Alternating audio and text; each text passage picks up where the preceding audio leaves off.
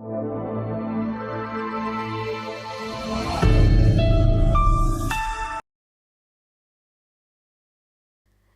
बच्चों, स्वागत है आपका कंप्यूटर की कक्षा में। आपकी पुस्तक कंप्यूटर की दुनिया कक्षा 6 के साथ बाय वाणी पब्लिकेशंस। आभार बच्चों, मिलते हैं नए पाठ के साथ। शुरू करते हैं पाठ संख्या 7 और पाठ संख्या 7 का नाम है पावर पॉइंट 2013। पावर पॉइंट लोकप्रिय प्रेजेंटेशन डिजाइन प्रोग्राम है। पावर पॉइंट के द्वारा हम आसानी से अपनी आवश्यकता अनुसार प्रेजेंटेशन को बना सकते हैं। MS power point MS office का ही एक भाग है। पावर पॉइंट मूलतः विभिन्न विषयों पर स्लाइड्स बनाने के लिए उपयोग किया जाने वाला कंप्यूटर पर आधारित प्रोग्राम है। स्लाइड्स के समूह को प्रेजेंटेशन कहते हैं।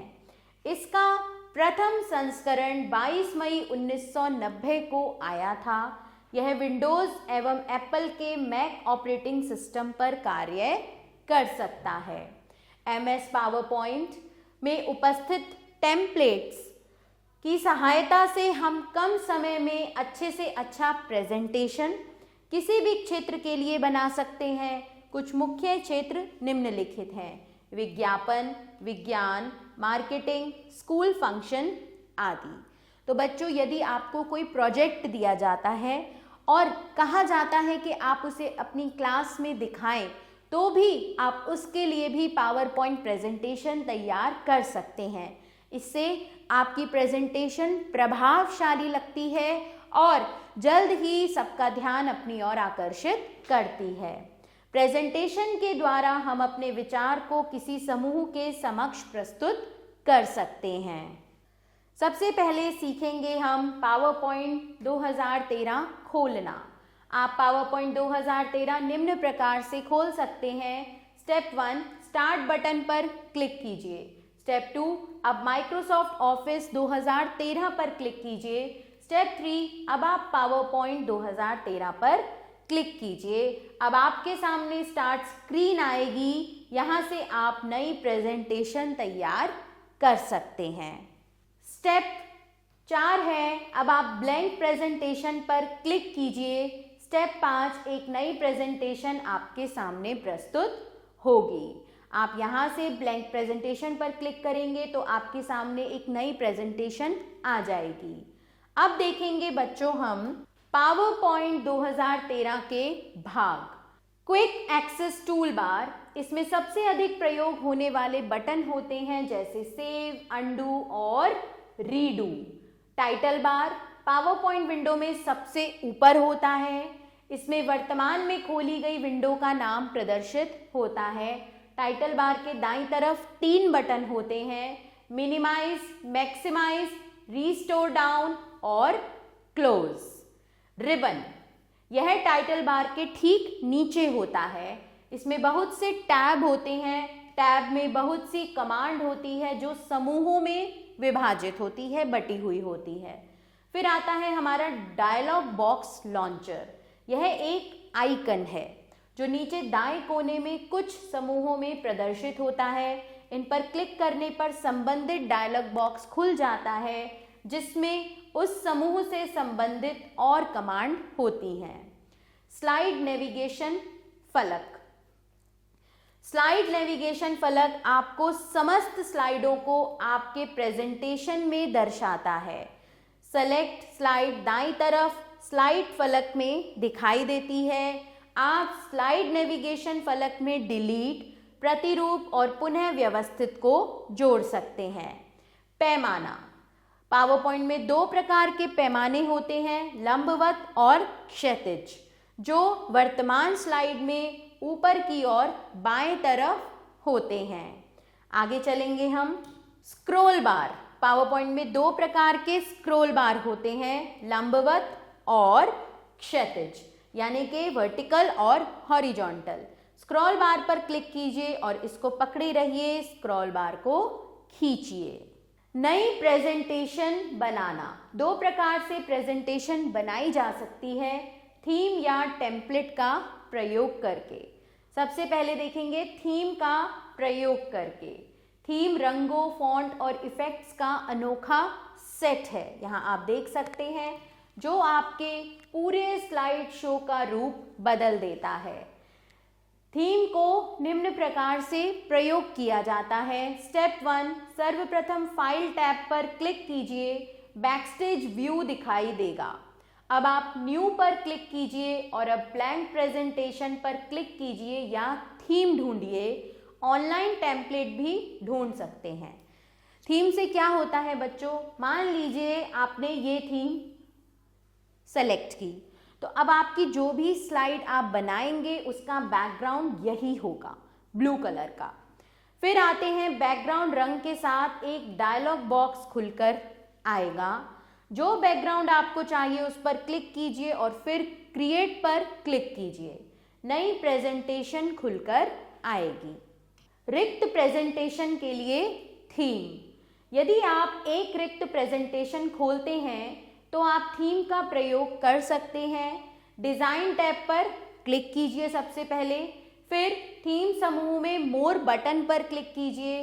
अब आपकी थीम्स गैलरी खुल जाएगी। जो थीम आपको चाहिए उसे सेलेक्ट कीजिए। चुनी गई स्लाइड पर दायां क्लिक कीजिए। विभिन्न तरीकों से थीम प्रयोग करने के लिए, अन्यथा जो थीम आप सेलेक्ट करेंगे वह सभी स्लाइड पर प्रयोग हो जाएगी। मान लीजिए आपने 5 स्लाइड बनानी है तो पांचों पर वह आ जाएगी। अब सीखें टेम्पलेट्स का प्रयोग करना। टेम्पलेट एक पूर्व डिज़ाइन प्रेजेंटेशन है जिसमें कस्टम संरूपण और डिज़ाइन शामिल है। मतलब इसमें आपको पहले से ही कुछ डिज़ाइन मिल जाते हैं। जब आप एक नए प्रेजेंटेशन को शुरू करते हैं तो यह आपका अत्यधिक समय और श्रम बचाता है। टेम्पलेट को निम्न प्रकार से प्रयोग किया जा सकता है। सर्वप्रथम फाइल टैब पर क्लिक कीजिए, आपके समक्ष बैकस्टेज व्यू खुलकर आएगा। आप सजेस्ट सर्च पर टेम्पलेट ढूंढने के लिए क्लिक कीजिए या सर्च बार का प्रयोग कीजिए। यहाँ हम एजुकेशन पर क्लिक करेंगे। आप कोई और ऑप्शन भी चुन सकते हैं, फैशन, एजुकेशन, जो भी आप चुनना चाहें। इससे ऑनलाइन टेम्पलेट खुलकर आएगी। कोई भी टेम्पलेट चुनिए तो आप देखेंगे आपको एजुकेशन से संबंधित कुछ डिज़ाइन की हुई स्लाइड्स मिल जाएंगी। अब क्रिएट पर क्लिक कीजिए, एक नई प्रेजेंटेशन आपके समक्ष खुलकर आ जाएगी। नई स्लाइड को प्रवेश कराना। जब भी आप नई प्रेजेंटेशन शुरू करते हैं तो इसमें एक स्लाइड होती है और इसके साथ टाइटल लेआउट भी होता है। आपको जितनी स्लाइड इंसर्ट करनी है वह विभिन्न लेआउट के साथ आप इंसर्ट कर सकते हैं। नई स्लाइड के लिए आप निम्न चरणों का अनुसरण कीजिए। स्टेप 1, होम टैब पर क्लिक कीजिए। स्टेप 2, स्लाइड ग्रुप में न्यू स्लाइड के ड्रॉप डाउन मेन्यू पर क्लिक कीजिए। स्टेप 3, गैलरी से इच्छानुसार स्लाइड चुनिए और स्टेप 4, एक नई स्लाइड आपकी विंडो में प्रदर्शित होगी। तो इस तरह से आप नई स्लाइड को प्रवेश करा सकते हैं। नई स्लाइड को प्रवेश करने के लिए आप Ctrl+M कमांड का भी प्रयोग कर सकते हैं। आपकी वर्तमान स्लाइड्स में एक नई स्लाइड प्रवेश हो जाएगी। लेआउट प्रवेश करना। होम टैब के लेआउट पर क्लिक करें। आपकी स्क्रीन पर कई स्लाइड्स के विकल्प प्रदर्शित होंगे। उनमें से अपनी पसंद के लेआउट क्लिक करें। आपकी पसंद का लेआउट आ जाएगा। अब स्लाइड में टेक्स्ट प्रवेश कराना। स्थान धारक यानी कि प्लेस होल्डर में टेक्स्ट लिखने के लिए इसके अंदर क्लिक कीजिए और टाइप करना शुरू कर दीजिए। अब अगर आपको अपनी स्लाइड में चित्र प्रवेश कराना है तो आप अपनी प्रेजेंटेशन में चित्रों का समावेश भी कर सकते हैं।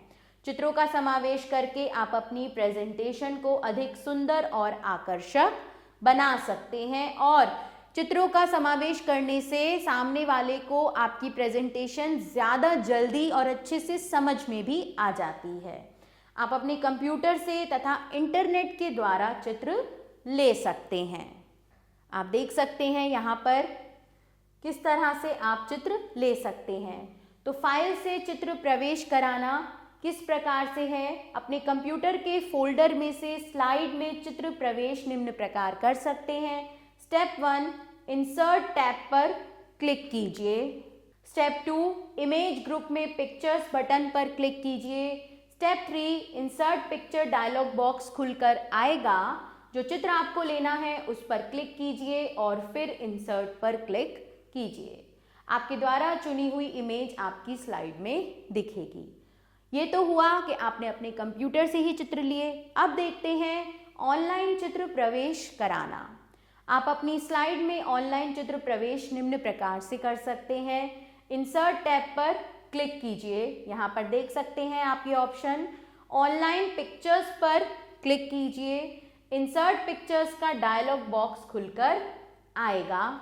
जिस चित्र को आप स्लाइड में प्रवेश कराना चाहते हैं उसे या तो office.com, क्लिप आर्ट या बिंग इमेज सर्च में वह नाम लिखकर एंटर का बटन दबाइए। जो चित्र आपको चुनना है उसे चुनकर इंसर्ट पर क्लिक कीजिए। चित्र आपकी स्लाइड में प्रवेश हो जाएगा। अब देखेंगे फाइल को संग्रहित करना। आप निम्न प्रकार से फाइल को संग्रहित कर सकते हैं। क्विक एक्शन टूल बार पर क्लिक कीजिए और सेव बटन पर क्लिक कीजिए या Ctrl+S दबाएं। अब सेव पर क्लिक कीजिए। सेव एज का बॉक्स खुलकर आएगा। इस तरह से आप देख सकते हैं। कंप्यूटर पर क्लिक कीजिए और फिर ब्राउज पर क्लिक कीजिए। जिस लोकेशन पर आप फाइल संग्रहित करना चाहते हैं वह चुनिए। अब अपनी फाइल को नाम दीजिए और सेव का बटन दबाइए। आपकी फाइल .pptx एक्सटेंशन के साथ संग्रहित हो जाएगी। तो पता चलता है कि ये पावरपॉइंट की फाइल है। अब फाइल बंद करना। आप निम्न प्रकार से फाइल बंद कर सकते हैं। स्टेप 1, फाइल टैब पर क्लिक कीजिए। बैकस्टेज व्यू खुलकर आएगा। अब क्लोज बटन दबाएं। यदि प्रेजेंटेशन संग्रहित नहीं है तो आपकी स्क्रीन पर एक डायलॉग बॉक्स खुलकर आएगा। बैकस्टेज व्यू खुलकर आएगा। यदि आप फाइल संग्रहित करना चाहते हैं तो सेव पर क्लिक कीजिए, अन्यथा डोंट सेव पर यहाँ पर क्लिक कीजिए। यदि आप अपनी फाइल पर दोबारा लौटना चाहते हैं तो कैंसिल पर क्लिक कीजिए। अब देखेंगे फाइल खोलना। आप निम्न प्रकार से फाइल खोल सकते हैं। सर्वप्रथम फाइल टैब पर क्लिक कीजिए। बैकस्टेज व्यू खुलकर आएगा। अब ओपन पर क्लिक कीजिए। अब कंप्यूटर को चुनकर ब्राउज पर क्लिक कीजिए। तो जहां पर भी आपकी फाइल है आप वहां से उसे खोल सकते हैं। ओपन डायलॉग बॉक्स खुलकर आएगा। जिस ड्राइव फोल्डर या फाइल को चुनना है वहां से फाइल चुनिए। ओपन पर क्लिक कीजिए। आपकी फाइल खुल जाएगी। अब देखेंगे स्लाइड शो टैब में कार्य करना। अब तक आप नई स्लाइड बनाना और इंसर्ट करना सीख गए हैं। आप अपनी स्लाइड के द्वारा एक स्टोरी भी प्रस्तुत कर सकते हैं। पावरपॉइंट आपको यह विकल्प देता है कि आप प्रेजेंटेशन की एक श्रृंखला तैयार कर सके जिसे स्लाइड शो के द्वारा आप प्रस्तुत कर सकते हैं। आप निम्न प्रकार से स्लाइड शो शुरू कर सकते हैं। स्टेप 1, सर्वप्रथम स्लाइड शो पर क्लिक कीजिए। आप F5 के द्वारा भी स्लाइड शुरू कर सकते हैं। आप देख सकते हैं स्टेप 2 में इस प्रकार से आपकी स्लाइड शुरू हो जाएगी। तो बच्चों, इसी के साथ यहाँ पर आपके पाठ का पाठन समाप्त होता है और अब हम आते हैं पाठ के अविस्मरणीय तथ्यों पर। पावरपॉइंट के द्वारा हम आसानी से अपनी आवश्यकता अनुसार प्रेजेंटेशन को बना सकते हैं। प्रेजेंटेशन के द्वारा हम अपने विचार को किसी समूह के समक्ष प्रस्तुत कर सकते हैं। टाइटल बार पावरपॉइंट विंडो में सबसे ऊपर होता है। टेम्पलेट एक पूर्व डिज़ाइन प्रेजेंटेशन है जिसमें कस्टम संरूपण और डिज़ाइन शामिल हैं। पावरपॉइंट आपको यह विकल्प देता है कि आप प्रेजेंटेशन की एक श्रृंखला तैयार कर सके जिसे स्लाइड ऐप के द्वारा आप प्रस्तुत कर सकते हैं। तो चलिए बच्चों, शुरू करें, करके सीखें। सही उत्तर पर सही का चिन्ह लगाइए। MS ऑफिस का एक भाग है MS पावरपॉइंट। किसमें सबसे अधिक प्रयोग होने वाले बटन होते हैं? क्विक एक्सेस टूल बार में। नई स्लाइड को प्रवेश करने के लिए किस कमांड का प्रयोग किया जाता है? Ctrl+M का। रिक्त स्थान भरिए। पावर पॉइंट का प्रथम संस्करण 22 मई 1990 को आया था। सेव, अंडू और रीडू इत्यादि button quick access tool bar में होते हैं। टाइटल बार के ठीक नीचे रिबन होता है। पावर पॉइंट में 2 स्क्रॉल बार होते हैं।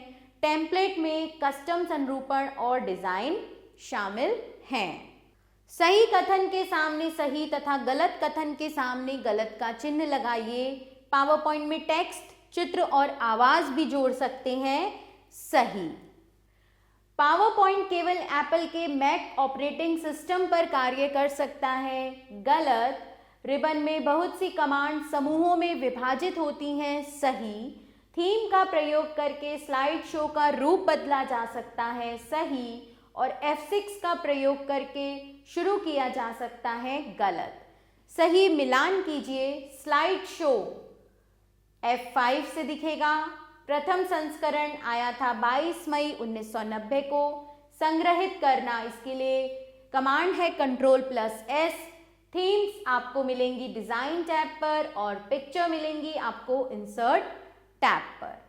तो चलिए बच्चों आगे चलेंगे।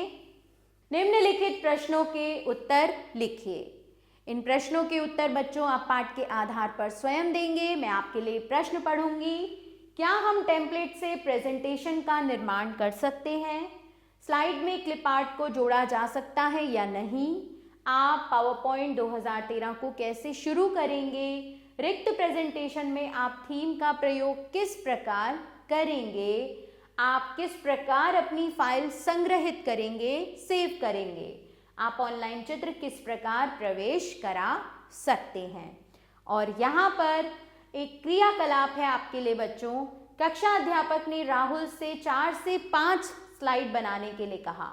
कक्षा अध्यापक ने उसे अमेजिंग फैक्ट्स ऑफ एनिमल्स पर एक प्रेजेंटेशन बनाने के लिए कहा। क्या आप उसकी मदद कर सकते हैं? तो निम्न पावर पॉइंट विंडो की लेबलिंग कीजिए। Minimise, restore down, title bar, ribbon, slide navigation pane, ruler, horizontal bar, menu bar, work space area और स्क्रॉल बार।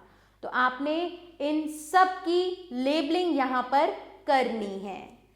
इसी के साथ बच्चों यह पाठ यहाँ समाप्त होता है। मैं आशा करती हूँ कि आपको यह समझ में आ गया होगा। आभार बच्चों, मिलते हैं जल्दी।